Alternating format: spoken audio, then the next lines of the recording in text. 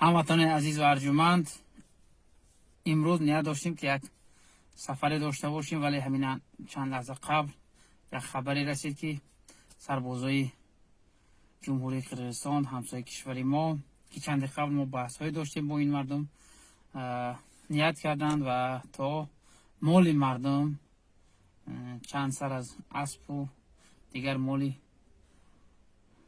ما را بدزدند و خودسرانه مرز کشور ما را عبور کردند و نیت دزدیدن مالها را کردند. این البته نگران کننده است از یک جانب، از جانب دیگر این شرم مردم قرقیزستان است و اون طرف نمیدونم وزارت دفاع است یا قشونهای سرحدی چیزی هست از جانب قرقیزستان. این شرمندگی است که سرباز به خاطر قوت لایموت و خاطر به دست آوردن لقمه چشم به مال مردم میکند و از اونجا چیزی را میخواد بدزدد. باورم نمیاد که تا بعد این حد کووید با فضای اقتصادی کشورها تاثیر رسانده باشد که سربازها گرسنه مانده باشد. ولی آنچه امروز مشاهده می شود و آنچه علاقه شد و آنچه ما دیدیم که سربازهای قرقیز بر قصدانه مرز را عبور کردند، مرز شکنی کردند، حتی گوش نکردند، فقط به خاطر شکم خود دویدند آمدند تا مالها را بدزدند. این دیگر جای نگرانی نیست، این دیگر چی میگن جای تحمل هم نیست. دیگر نباید ما بالای اینا صبر کنیم و از اون نگران باشیم که اینها گرسنه هستند، اینا همسایه ما هستند و باید فرهنگ همسایه دارا رعایت کنیم. هر چی اونا عمل میکنن باید همین گونه جواب بدیم. البته ما نمیخوایم که از اون کشور اونها سرحدی اونها را عبور کنیم، ولی ما سرحد خود را حفظ میکنیم و نمیگذاریم که اونها به طرف ما بگذرن. و اگر چشم بر زمین ما میدوزن و نیتی گرفتن زمین های را ما را میکنن، ما کوشش میکنیم که حتی 1 سانتی متر و 1 میلی متر هم به یک قرقیزای غاصب زمین ندهیم، چون که زمین های ما است و صاحب ملکی سرزمین آسیای مرکزی ما تاجیکان هستیم. ولی آنچه این چند روز مشاهده می شود در رسانه‌های قرقیزی یک بوالعجب ها را به یاد می آورد.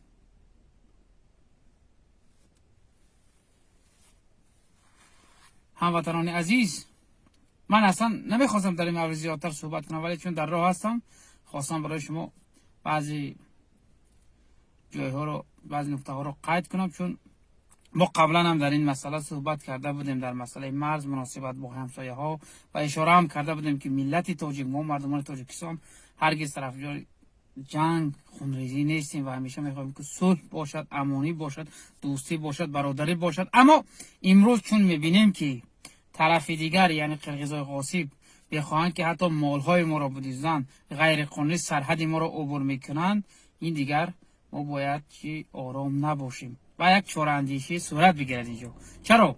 چون که حالا وقتی یک نفر شهروند، 2 نفر شهروند میاد و میدزدد و میرود، یک گپ دیگر است.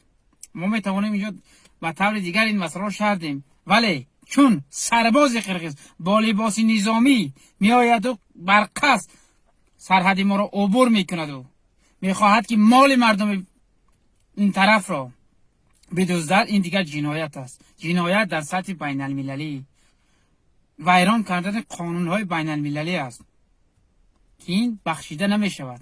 حالا من نمیدونم در رسانه‌های قرقیزی چقدر این مسئله رو شرح میدن، شاید شرح هم ندیدن، چون باید شرم کنند که این شرمندگی است که سرباز قرقیز از سبب گرسنگی، از سبب چشم گرسنگی، از سبب حریصی زیاد چشم به مال مردم دوخته است و آمده است از پا و دیگر اون حیوانهای بیگناه مردم را خواست است اجباراً دزدیده برد.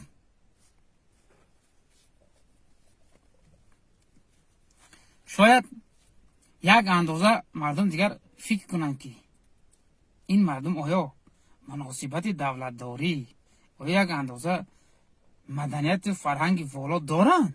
آیا میدونند که دولتداری چیست؟ آیا میدونند که سرباز بودن چیست؟ چی هدف دارد سرباز بودن؟ چقدر یک نام بلند است وقتی عنوان سربازی یک کشور را میگیریم. ولی من نمیدونم در قرقیزستان این مردم چگونه به این مسئله توجه میکنن که سربازش دزدی میکنن. خب بلا با پسش که راهبر جمهوری قرقیزستان از زندان رفت. راهبر چی میگن دیگر نهادها، چند نهادش هم که از زندان برآمدند و رفتن. ولی سربازها مگر اینا از زندان ها بیرون شده بودند که نیت دزدی مال مردم را دارند؟